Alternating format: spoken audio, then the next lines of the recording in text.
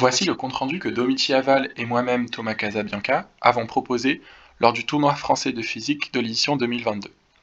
Notre sujet était Droplets and Fingerprints. Ce sujet consistait en l'étude des formations obtenues lorsque l'on fait tomber une goutte sur une surface couverte de sable. Le but était donc d'étudier le processus de formation, mais aussi de relier la forme obtenue avec les paramètres de la goutte initiale. Le setup était simple. À l'aide d'une pipette, nous faisions tomber des gouttes d'eau sur une surface de sable contenue dans une boîte de pétri. La pipette était fixée sur un support avec une échelle afin que l'on puisse déterminer la hauteur de la goutte. Ensuite, on a utilisé une caméra afin de filmer le processus de formation des formes que l'on souhaitait étudier, et l'appareil photo nous servait à prendre une dernière belle image de la forme observée. Plusieurs paramètres de la goutte sont intéressants à étudier. La hauteur initiale, et donc la vitesse d'impact grâce à la relation racine de 2GH, mais aussi la viscosité de la goutte en utilisant un autre liquide. Nous sommes contentés d'étudier de l'eau. Il y avait aussi la taille de la goutte, l'angle d'incidence et l'affinité avec le sable. Avec la durée que nous avons simplement eu le temps d'étudier la hauteur initiale de la goutte et donc sa vitesse d'impact. Nous avons donc fait varier la hauteur initiale de la goutte et donc sa vitesse d'impact et avons observé 3 régimes. Dans le premier régime, on observe finalement simplement une goutte d'eau imbibée de sable sec dans un cratère parfaitement rond. Dans un second régime, on voit que la goutte d'eau imbibée de sable et séchée n'est plus vraiment ronde et on observe des stries dans le cratère, où on appelait cela des branches. Et dans le troisième régime, on observe la goutte d'eau séchée avec les branches, mais aussi des petites gouttes qui sont éjectées hors du cratère, comme on voit sur la photo de droite. Ces expériences ont été réalisées plusieurs fois afin de moyenner les résultats et obtenir quelque chose de plus précis. Grâce à la caméra, nous avons pu étudier le processus de formation de ces 3 régimes. Voici celui relatif au troisième régime. On observe 3 parties dans cette formation. La première est l'étalement de la goutte sur le sable. Ensuite, le sable vient imbiber la goutte, puis, avec la tension de surface, la goutte se rétracte pour former une forme particulière. À partir d'une goutte de rayon R0, on obtient alors un étalement sur le sable de rayon Rmax.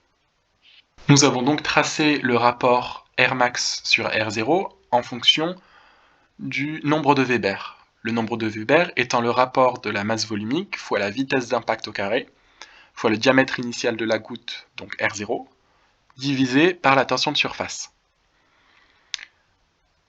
Deux théories s'affrontent en fonction des hypothèses faites. Nous avons ici observé la loi de Clonette qui dit Rmax sur R0 est égal à nombre de Weber exposant un quart. En effet, on obtient un coefficient directeur de la droite sur le graphique en échelle log de 0,28, environ égal à 0,25, soit un quart. En fonction des hypothèses, on aurait aussi pu observer une dépendance en exposant un demi. Nous nous sommes ensuite intéressés à la deuxième étape du processus de formation des formes étudiées, c'est-à-dire l'imbibation par le sable de la goutte d'eau.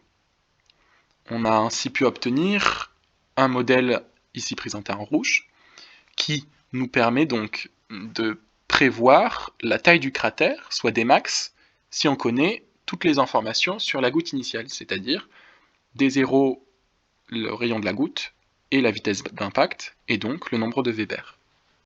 Puis, la troisième étape du processus de formation des formes est la récession du sable.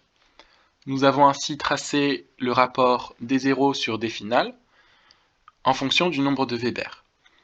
D final étant le diamètre de la forme de la goutte séchée imbibée de sable à la fin de l'expérience. Pareillement que précédemment, on a ainsi pu trouver un modèle permettant de déterminer des finales en fonction des paramètres initiaux de la goutte, des zéros et la vitesse d'impact. En faisant le raisonnement inverse, on peut donc déterminer les paramètres de la goutte en fonction des formes obtenues. En effet, en mesurant le volume de la goutte de sable séchée, on peut en déduire le volume de la goutte initiale. On trouve un rapport environ V0 sur V environ égal à 1,4. Et on peut également retrouver la vitesse de la goutte grâce à la mesure de Dmax et de D final. En conclusion, nous nous sommes intéressés au processus de formation de ces formes si particulières. Il consistait en 3 étapes: l'étalement de la goutte, l'imbibation par le sable, puis la récession du sable.